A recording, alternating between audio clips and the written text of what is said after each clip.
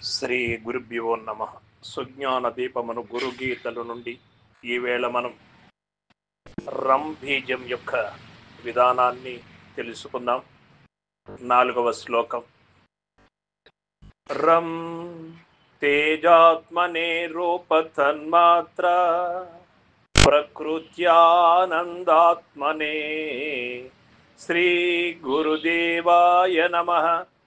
తేజాత్మకం దీపం సమర్పయామి.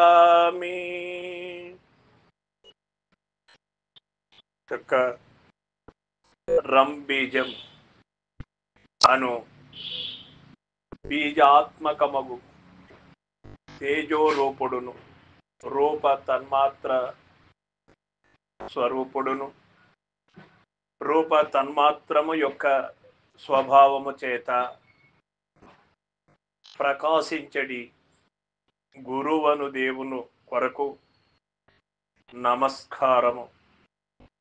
తేజోరూపమైన దీపమును అర్పించుతున్నాను అని ఈ యొక్క రంబీజం మనకు తెలియచేస్తూ ఉంది.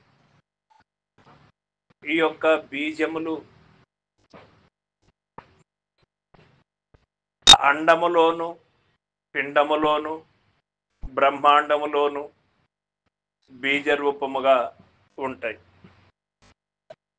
ఈ యొక్క ప్రకాశం అనేటువంటిది భౌతిక ప్రపంచంలో మనము చూడగలుగుతూ ఉన్నాం. సూర్య ప్రకాశముతో భౌతిక ప్రపంచాన్ని చూడగలుగుతూ ఉన్నాం. ఈ యొక్క స్థూల నేత్రములతో శరీరమును చూడగలుగుతూ ఉన్నాం. ఈ స్థూల నేత్రములకు కానరాని అటువంటిది ఒకటి ఉన్నది. అదే సూక్ష్మం. ఆ సూక్ష్మ ప్రకాశమే ఈ యొక్క దేహాన్ని నడిపిస్తూ ఉన్నది. ప్రపంచములో ఉన్నటువంటి అన్నిటినీ చూడగలుగుతూ ఉన్నది, వినగలుగుతూ ఉన్నది, అనగలుగుతూ ఉన్నది. ఈ యొక్క ప్రకాశాన్ని దేదీప్యమానంగా తనలో ఎలుగుతున్నటువంటి ప్రకాశాన్ని తాను చూసి ఆ ప్రకాశాన్ని గురుమూర్తికి అర్పించాలి. ఏ ఎలుగైతే ఉన్నదో, ఏ చైతన్యమైతే ఉన్నదో తనలో ఉన్నటువంటి ఆ ప్రకాశాన్ని గురుమూర్తికి అర్పించాలి. ఇదే జీవాత్మ, శుద్ధాత్మ అయినటువంటి ఆ యొక్క ఆత్మకి అర్పించాల్సింది. ఆత్మగా ఉండక సూత్రాత్మగా మారి కదా ఇన్ని తంటాలు మనకు వచ్చాయి. ఈ సూత్రాత్మని ఈ శరీరాన్ని నడిపిస్తూ ఉంది. ఈ సూత్రాత్మని ఈ శరీరముల ద్వారా, ఇంద్రియముల ద్వారా అన్ని కర్మలు చేస్తూ, కర్మేంద్రియముల ద్వారా కర్మములు చేస్తూ, జ్ఞానేంద్రియముల ద్వారా ఆస్వాదిస్తూ, శబ్దస్పర్శ రూప రసగంధములతో ఆనందపడుతూ దుఃఖపడుతూ ఉంటుంది. ఇటువంటి ప్రకాశాన్ని గురునికి అర్పించాలి, సద్గురుమూర్తికి అర్పించాలి.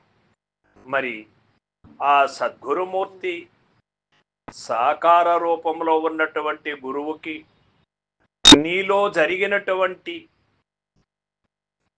నీలో కలిగినటువంటి అనుభవాన్ని గురుమూర్తికి అర్పించాలి.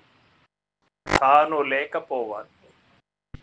తాను నిలుపుకొని ఎన్ని చేసినా మళ్ళీ బీజరహితము కాదు.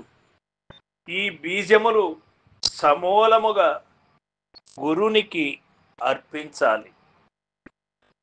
బీజరహితమైనప్పుడు ఈ భ్రమాన్ని తొలగిపోతుంది. భ్రమేనాహం భ్రమేణత్వం భ్రమేణోపాసకా జన భ్రమేణీశ్వర భావత్వం బ్రహ్మమూలం ఇదం జగత్. ఈ జగత్తు అంతా కూడా భ్రమ చేత నడుస్తూ ఉన్నది, భ్రాంతి చేత తోయబడుతూ ఉన్నది. ఈ సత్యాన్ని గురుముఖత ఎరగాలి. సర్వం సద్గురు పాదార్పణమస్తు. జై గురుదేవ్.